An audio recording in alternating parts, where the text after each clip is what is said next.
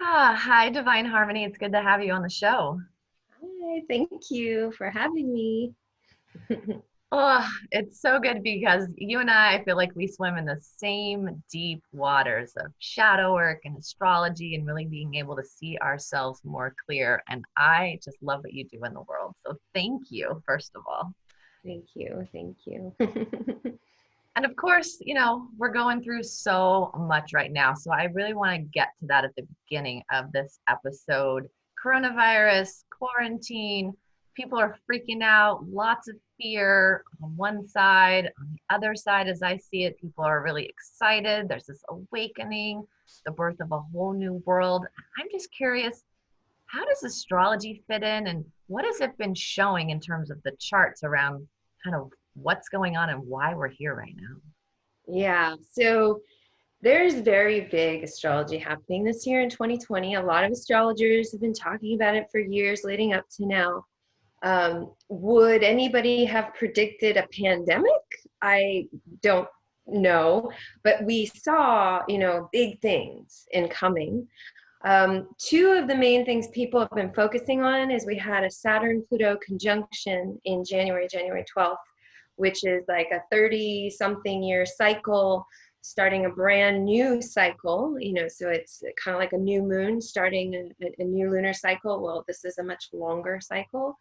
And, in their highest, Saturn is about mastery and hard work and really setting the foundation for something to build over time. And Pluto in its highest manifestation is shadow work, transformation, diving into the depths, empowerment. So we have this amazing opportunity seated at the cycle for mastery over the shadow and anchoring in a deeper layer of our evolution and transformation personally and collectively.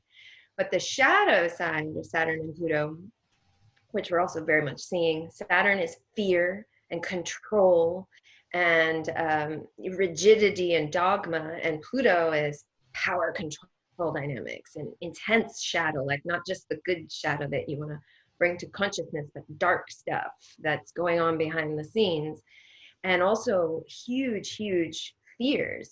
Both Saturn and Pluto get into stuff that's really beneath the surface in our psyche, personally and collectively, and brings up and out all the stuff that nobody wants to look at. So that happened in January. And then we have a Jupiter Saturn conjunction at the end of the year in December. And that's actually on the winter solstice. And when I was looking at the astrology for this year, last year, I saw this conjunction of Jupiter and Saturn is at the first degree of Aquarius. And these are the two teacher planets, and they start brand new cycles and opportunities for growth and expansion. And at the first degree of Aquarius, on the winter solstice, which is that point of the sun being reborn, both Jesus, a few days later, but also other sons of God, Krishna, Dionysus, Horus, many, they're all born in that time because that's the moment the sun stands still, solstice, and stops moving any further lower in the sky, and we don't have any longer day of night. That is the longest day of night. And then from there on out, the sun is rising again. So that's why all these sons of God were born at that time. It was symbolic of the rebirth of the light. So we're having the rebirth of the light with the Jupiter Saturn conjunction at the first degree of Aquarius. And for me, this is all about the birthing of the age of Aquarius. Like we've been having that as a vision, as an idea, as an ideal. It's been kind of up in the ethers, and we've been attuning to it. And now I feel like at the end of this year, it's like coming down and coming through. It's getting birthed into the physical. And so much of this year, 2020, is shining a light on anything that's out of alignment with that being able to fully embody. And then there's one other thing that a lot of people actually aren't talking about, and that's the Pluto-Eris square. So Eris is a new body discovered in 2005. And historically, every time a new body was discovered and became important in astrology, it represented something birthing in the collective consciousness or coming to consciousness, I guess. And Eris is a female warrior goddess.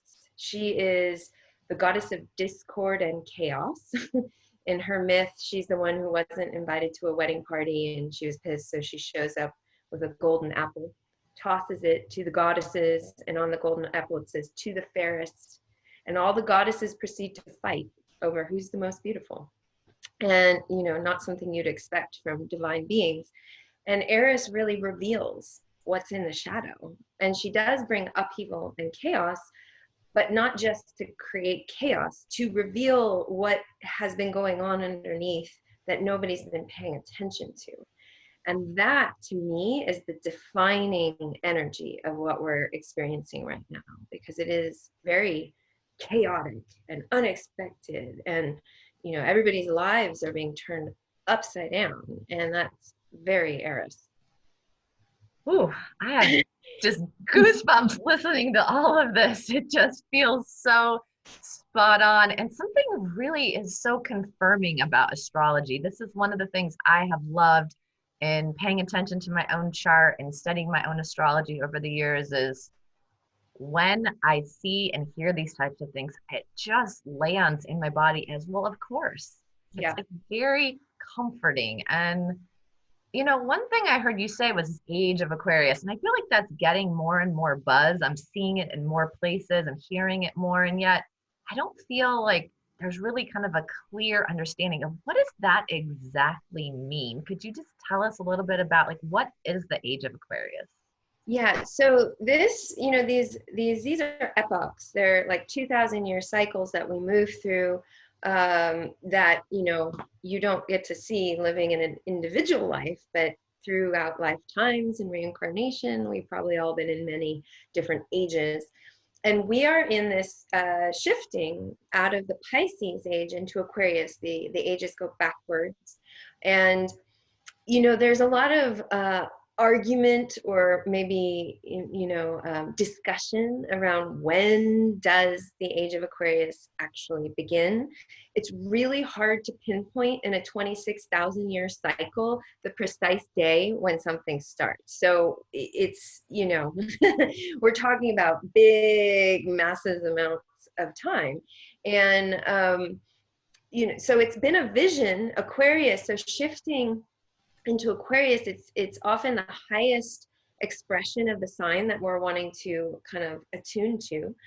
And Aquarius is the visionary. It's the sign of community, understanding that we are all one, global community, which is fascinating, right? Because we're actually kind of having a global experience. We're each in our different levels of experiencing that. So it's not like an even playing field for people who have 6 family members in a small apartment and they all have jobs that just they lost and they don't have any savings. It's a very different experience than somebody who's got a nice house and has money in the bank. And we are all having somewhat of a collective experience with things shut down and many people not working and not being able to go out to dinner and even, more importantly, people who maybe need to have health care, see their doctor, they have health issues, but they're having fear of going to the doctor, so they're staying home. I mean, there's a collective experience here. And Aquarius is aware of that, aware that we're all interconnected and that what we do over here in our country can affect what's happening over here. And the highest expression of the age of Aquarius is really coming into that space of realizing that we're all interconnected and that we can't just be thinking about ourselves and what we want, without understanding how that affects everything else. And this even goes beyond understanding humanity is all connected, but to understand the interconnection between our planet and how the air is our breath and the water is our blood and the earth is our mother. Like, having this broader understanding of the human experience that goes beyond just personal me ego and has a big we understanding. That's the highest expression of the age of Aquarius. A shadow expression of the age of Aquarius can be extreme innovations and inventions happening in artificial intelligence. You know, Aquarius is an air sign and it's ruled by Uranus, who's the higher mind. And the shadow of Aquarius is valuing the mind and the intelligence over anything else, over the body, over the emotions. You may have seen in the news, but they're talking about wanting to put microchips into people's brains. Have you heard that? Yes. and and there's just this valuing of, like, the whole point, you know, Elon Musk is talking about this, Bill Gates is talking about it in terms of vaccines to tell who had it and who didn't, but Elon Musk wants to make it as not everybody has to have it. If you want it, you get it, and your brain can be as fast as a supercomputer. So there's this valuing of this, but not realizing that this, you know, head stuff, this mind, is connected to the body, to the emotions, to the soul. You can't just elevate this intelligence and debase these other things. Like, they all need to be in balance. And so that's something to be aware of. You know, the shadow and the light of the age we're moving into needs to be held with a lot of awareness and consciousness as we move into it. So with something like astrology, which can be mental and that there's lots of information, you study your chart, you need to understand, if you want to get deeper into it, the planets and the placements. And I heard you say conjunction, and I know there's something called a square and all these other things. It's like, how can astrology as a tool not only help us, of course, with an understanding of what is going on, both personally, interpersonally, and on the globe, but also really get us in our bodies, like you're saying, get us to this, what I'm hearing is kind of this wholeness where we are in the light in the age of Aquarius and not in the shadow of the mind and being stuck only in really the head up. Mm-hmm. Yeah, you know, that I always talk about this in my astrology classes because I teach online classes. And it's really important. There can be a tendency to come neck up to astrology. It's, you know, especially in my shadow class, like I teach a class on astrology in your shadow, using your natal chart to illuminate your shadow, but then giving practices to work with it. And I had students in the class spending hours like doing the worksheets and looking at their chart and doing all the analysis, and they would admit it, which was beautiful, but they'd be like, I'm really resistant to doing the practices.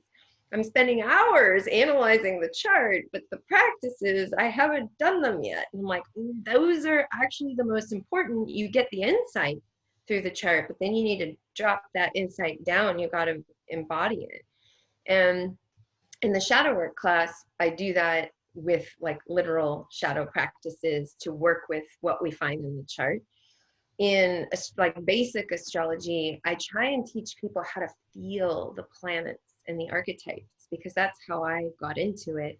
There's a sense of Neptune, for example, who also rules the sign Pisces. Neptune Pisces is fluid and intuitive and mystical, and it's a planet in a sign that can easily go into states of bliss and revelry, but also deception and confusion and addiction and spiritual bypassing. So there's kind of like this exalted energy to Neptune Pisces, but it is almost like floating off the planet or out of the body, and that's why it can go into states of bliss, but it's also why it can be escapist and spiritual bypassing. And so when you know that about this planet and sign is one thing, but when you can feel it, because then I remember when I first started learning astrology, I would watch movies and I'd be like, that person is Pisces Neptune and this one is Saturn, and I would feel the archetypal interplay between the characters, because it's an archetypal energy. You know, like Neptune and Saturn, for example, the Neptune person, actually a movie that's exactly like this, Along Came Polly. Have you seen that movie? I have. She's Neptunian. He is Saturn. He's like does his thing and has his routines, and life is in a box, and then she comes in and breaks him free, and she's wild, and she's creative, and she's flowy, but she also needs to learn some containment from him. He needs to learn to open up from her. They have something to teach each other. And right there, it's archetypal. That's why that movie was so striking. Like, it hit a chord. There's some truth to it. Why do you think people are so resistant to, or some people, to really bringing this through the body? Like, why is the mind the one that takes the forefront? Well, I mean, we've lived in a culture that's valued that. Actually, here's a big piece to this. So there's 4 elements in astrology. There's fire and air and earth and water. Fire is the spirit and passion and creativity. Air is the mind and the intelligence and social connection. Those 2 are the masculine elements, the yang elements. Masculine not meaning they're male, just meaning they're masculine in essence. Earth is the body, water is emotion, and those 2 are the feminine elements, the yin elements. And we've lived in a culture for however long this has been going on, thousands of years, I don't know, where there's been a valuing of the masculine, the mind and the spirit, and that expanding upwards energy. And then there's been a huge disconnect and even devaluing of the feminine, of the body and emotions. So, even classic, it's changing now, thank goddess, but classic men, they are not emotional. God forbid you're a wet noodle. Whereas, so you got to shut off your emotions and your feelings and your intuition even. And for women, they're over emotional. So it's like you either shut them down or you're overdoing them, but there's not like a healthy connection to emotion. And emotional intimacy is so incredibly important for healing. Like, we have emotions, and a lot of them are stuck in us from when we were young, and they didn't get processed. Maybe we had fear around our dad who was angry, or we had grief around our mom who we felt go away from us. And then that gets stuck in us and it gets stuffed down.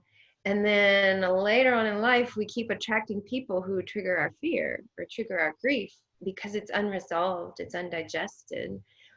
And, this whole disconnect from the body and emotions literally is the disconnect from the feminine. And what is needed for the healing on the planet is bringing the masculine and the feminine back into union, like they're rightful partners. And, we need to do the work to reclaim what we have pushed aside. All right, I think we're done. You just had so much amazing information. This will be the quickest podcast episode ever. Wow. Blowing my mind over here, Harmony. It's just so good.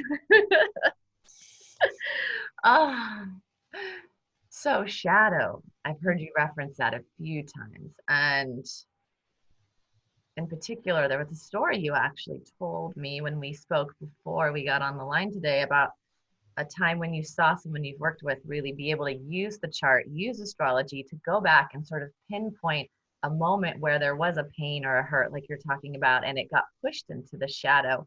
And then that has affected their whole life. And I know that so many of us are carrying these types of things. Could you talk a little bit about what shadow is and then how astrology can help map this and help us with our healing? Yeah. So the shadow is all that lies out of the conscious awareness.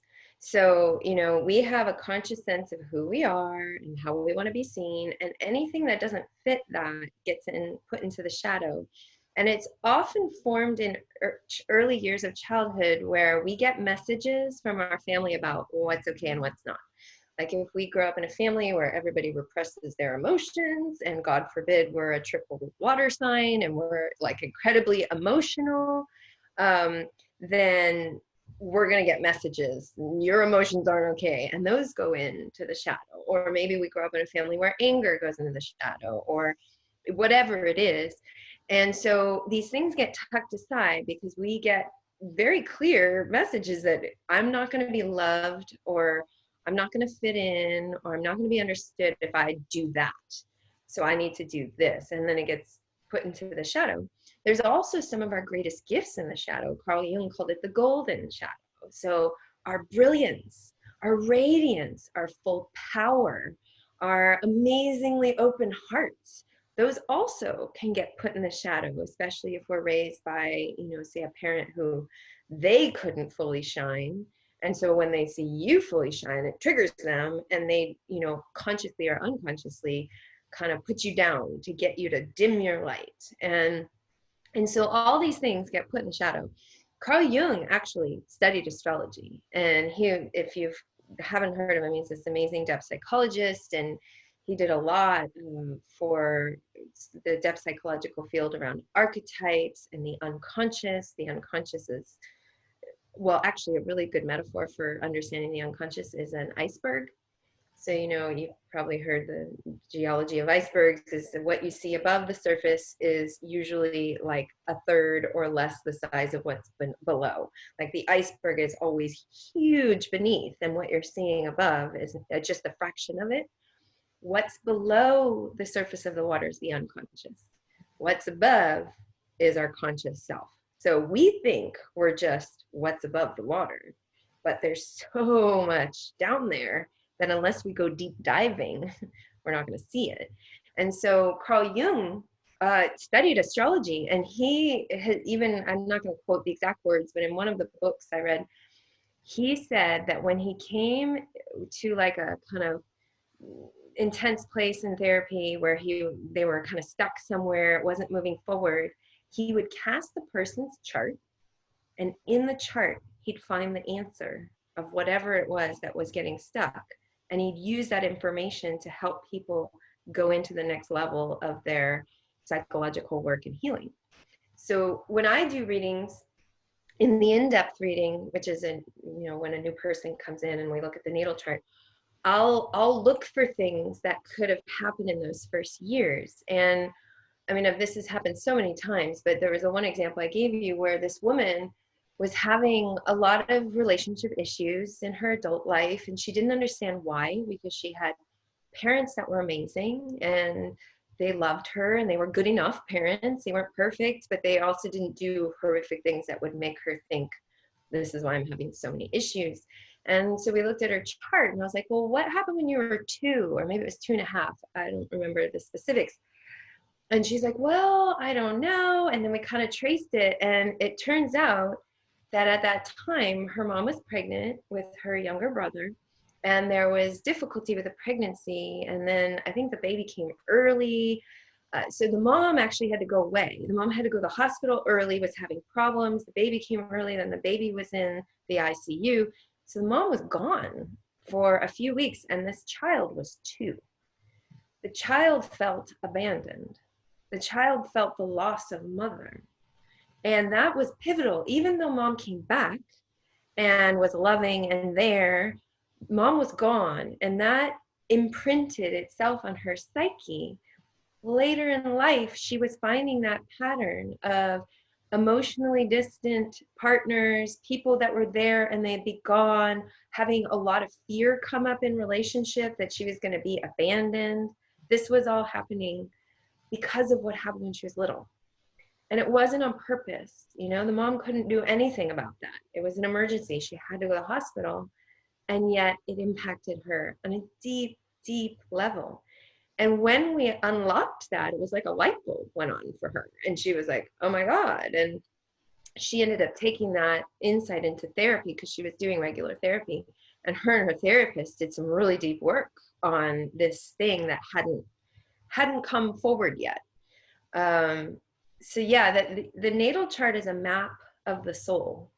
And you can see all kinds of things in it.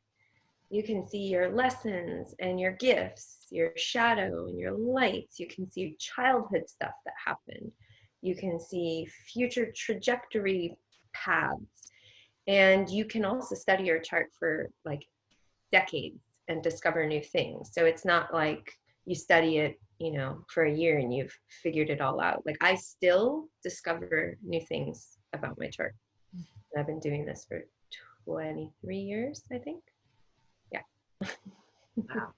Yeah. And when you say natal chart, just in case someone's like brand new to this, that means the chart that's like the map of the planets at the time they were born. Is that right? Yeah. So your natal chart is based on your birth date and year, time, and time is really important because every 4 minutes, the rising sign shifts a degree. So it moves very quickly by minutes, the chart does. And then location, city, state, country. And typically people have birth time on their birth certificate. Rarely it's not. And there is a way to rectify the chart where you can give an astrologer like 10 to 15 major life events, marriage, divorce, births, deaths, types of things. And then you have to have the software to do it, but you can like do this whole algorithm and find the most likely time of birth, because major life events always correspond to connections to the angles of your chart. So you can give those major life events and you can fine tune exactly the birth time.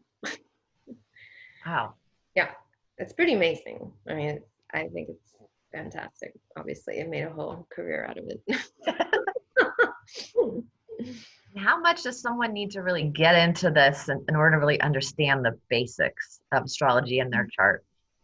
Well, I mean, it is something that's a long-term study. You don't just study it for a year and then really have the best handle on it, because there's so many different pieces and it also lands differently. Like it's one of those things that I feel like as you study astrology, it's a study of yourself, and you're kind of going through layers of yourself to get deeper and deeper. So same thing with the study of astrology. You start at a surface level of studying, and then as you get deeper in yourself, you'll get deeper in your studies, and deeper in yourself and deeper in your studies.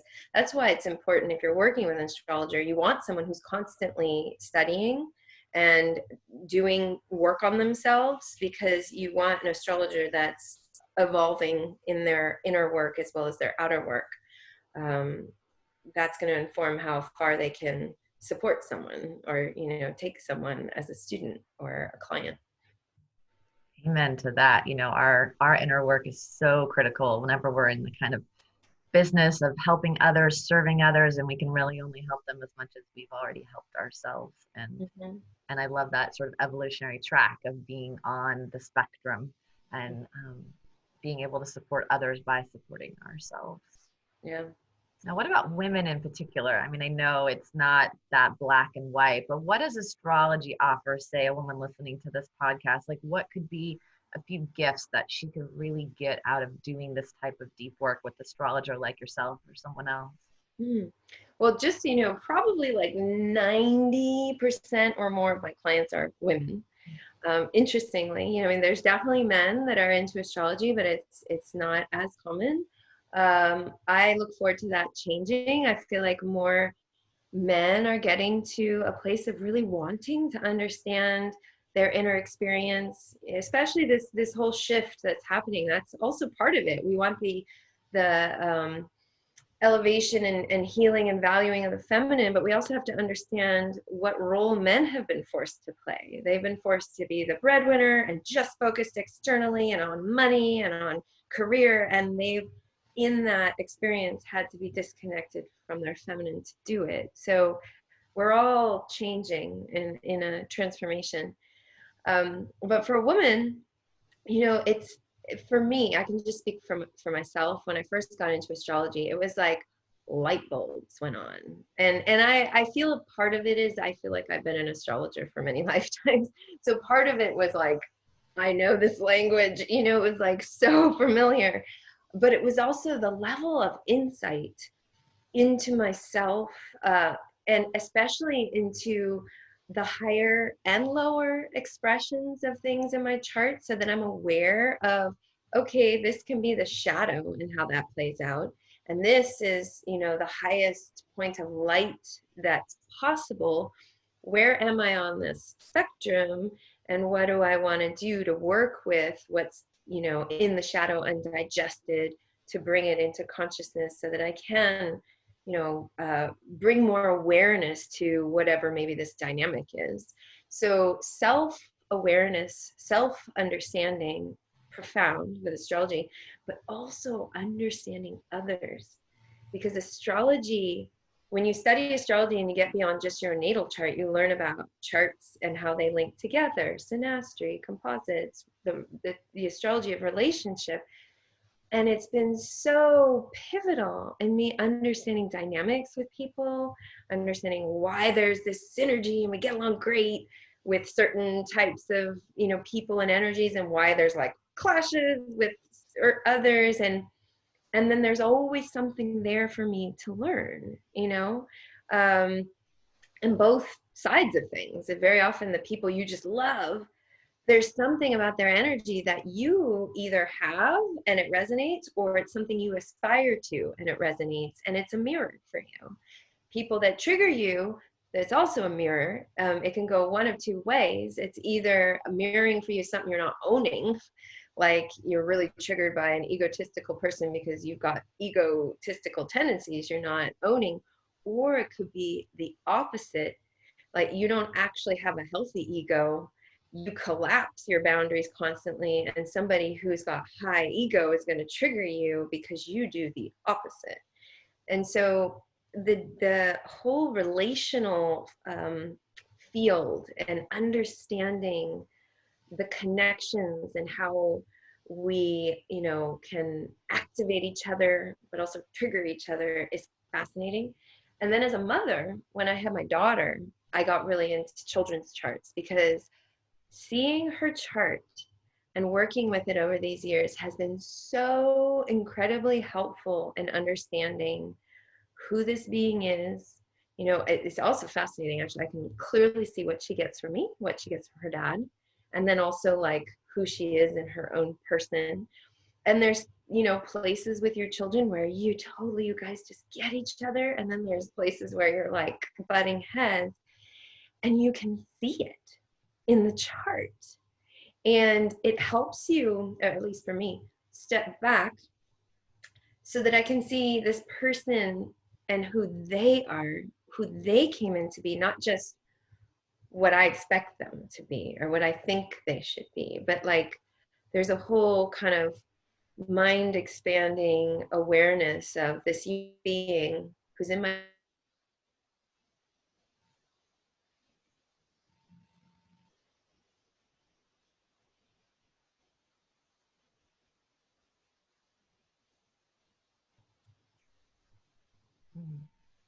I lost you there for a minute. Could you, yeah. yeah, I heard understanding of the being, and then it broke up.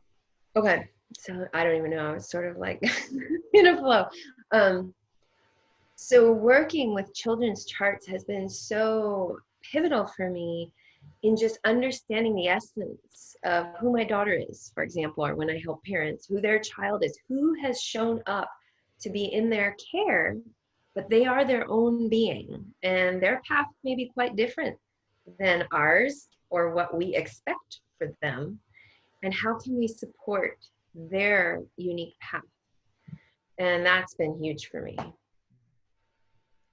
Love that, because we have so much more access to information through this, through an understanding that I just imagine if more people had these tools, say for their parenting, for their relationship. Well, I mean, they have the tools available, but if they took advantage, if they welcomed this in, if they studied this, absorbed it, embodied it, how much more we might be able to relate and understand each other. Mm-hmm. Yeah, it really is. It's very profound. I've done relationship readings with couples that are on the brink of divorce. And, I get into the charts. When I do a relationship reading, first I look at each of their charts individually, what they're bringing to the table, especially childhood dynamics that relate to relationship and relationship patterns. And then we look at how their charts interact with each other. And I have had multiple experiences where couples going through a lot of intensity, it opens up conversation, especially if I'm, let's pretend you and your partner or whatever, and I'm like, well, when he was a child, there was a parent figure who was really dominating and controlling and critical and abusive. And then he's like, oh yeah, that was my dad.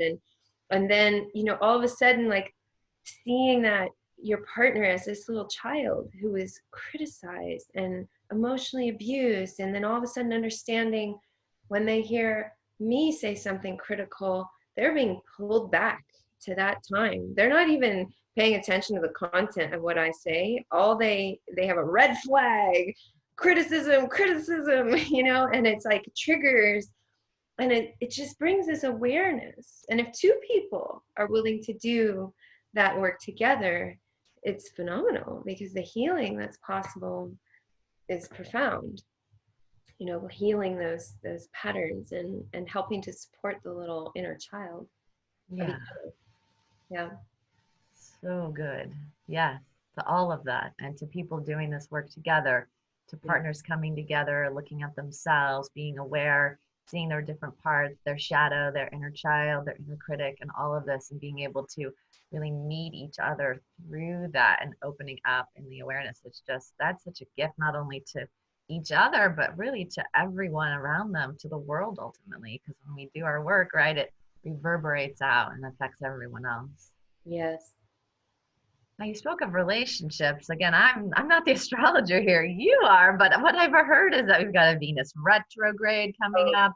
Venus is the sign of love, but you're the astrologer here. So why can you tell us why this is a big deal and what we should pay attention to here?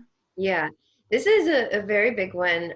First of all, Venus stations retrograde May 12th, and then stations direct June 24th, which ironically is my birthday. Uh, Ah, and she stations direct at my birth time. It's kind of a trip. I was like, this one's important for me, I guess. But she's been in her front end shadow since April 9th. So when planets go retrograde, they appear to go backwards from our perspective on Earth. Planets don't actually stop and go backwards, but it's all from our perspective on Earth because of the way that we're positioned and how we see the heavens. And planets have been doing this for thousands and thousands of years since people have been noticing. So it's important when they go retrograde. And when they do, first they go over an area of the sky once, and then they slow down, stop, and go backwards over the same area. And then they slow down, stop, and go forward over the same area. So one particular area of the sky and area of your chart is getting 3 passes of the planet. So anytime a planet's retrograde, it's a time to deal with the past. Each of them are different. You know, Mercury is the mind. So when Mercury is retrograde, you rethink, you review, you revise. Venus is the goddess of love and beauty. So she has to do with our values. We reevaluate. We are focusing on the past as it pertains to relationship, both literally, it can be a time where we're reevaluating relationships in our lives, what's working, what's not. It can also just be about patterns. How have we shown up in relationship historically? You know, when you look at all the relationships you've had and what are the underlying patterns? And also, you know, what have we attracted into our lives? Venus is the principle of attraction. When we attract a certain type of thing over and over and over again, it's because we have some charge for it. And if we're not happy with what we keep attracting, we need to work on our side of the magnet, so to speak. And so Venus retrograde is this amazing time to dive deep and get into the undercurrent of what are the motivations, what are the things that are causing these dynamics or these patterns. Also, it's about finances, about self-worth and self-love. So it's a great time to dive deep around abundance and where we may not be open to it, what's blocking it, our self-worth and self-love. This Venus is retrograde in Gemini, and I've had several people ask me, is Mercury retrograde? And Gemini is the sign of Mercury. There is a wonky kind of Mercury retrograde feeling to this retrograde because she's stationing retrograde in the sign of Mercury. So there are like weird things happening with communication and Wi-Fi connection, and actually something that's happened on Zoom. They've done some changed settings now, but people were doing a lot of Zoom meetings, and there were like hackers. Have you heard of this? Yeah. Coming into people, and that actually happened to my daughter's dad and another spiritual teacher I know. They're in the middle of a beautiful, deep meditation, and somebody comes on flashing these horrible pictures and making these nasty sounds, and it was like traumatic for people because they were in a deep spiritually healing space. Ugh. And so that's very like Venus retrograde in the sign of communication, also because it's square Neptune. This is a defining signature of this Venus retrograde. She squares Neptune 3 times. And Venus is the lower heart, Neptune is the higher heart, and the two together can be uber romantic, altruistic, compassionate, spiritual, mystical, and very beautiful. But it's a square, and the square is a tense aspect. There can also be a lot of illusion, delusion, deception, confusion, media manipulation. There can be a lot of spiritual bypassing, wanting to see all the light and love but ignore the shadow, addiction, wanting to escape and just tune out.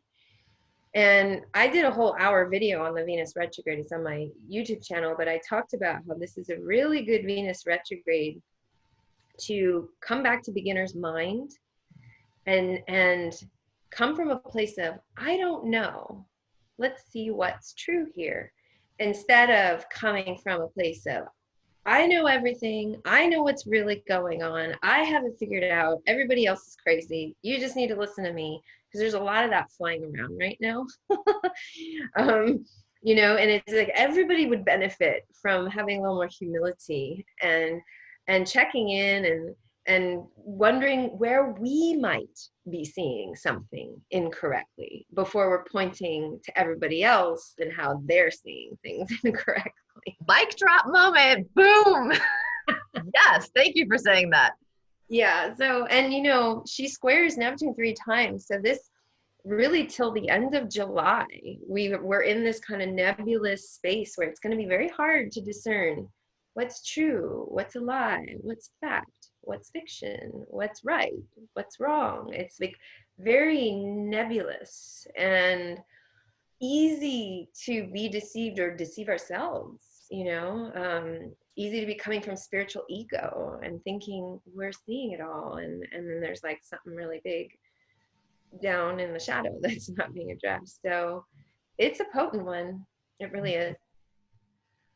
And when someone's doing this work and all this is about to happen, it's like, how can they stay grounded if someone listening to this is really wanting to go into their shadow, wanting to track and have this beginner's mind about what could possibly be playing out, or how am I showing up in ways that maybe aren't congruent with who I'm becoming? How can they keep their feet on the ground and really have that sense of being able to function in the world when all this kind of deep spiritual aha moments can be going on inside? That's a really good question. I mean, I'm a single mother. I run my own business. I'm in the middle of teaching back-to-back classes. So there's been a lot of and then it's a pandemic and I don't have childcare and we're homeschooling and she's home all the time and there's just a lot going on. And so, for me, it's really just I've been making sure I prioritize some self-care every day. So I go for a walk or a hike, and I was sauning, but it's been like 96 degrees here, so I'm not sauning right now.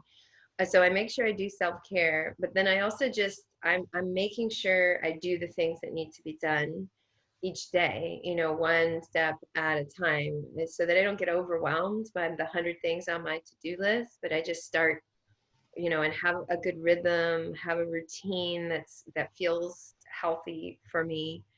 And then I just honestly, I give myself the time and space for those, moments of opening up to the unconscious and dreaming and journaling and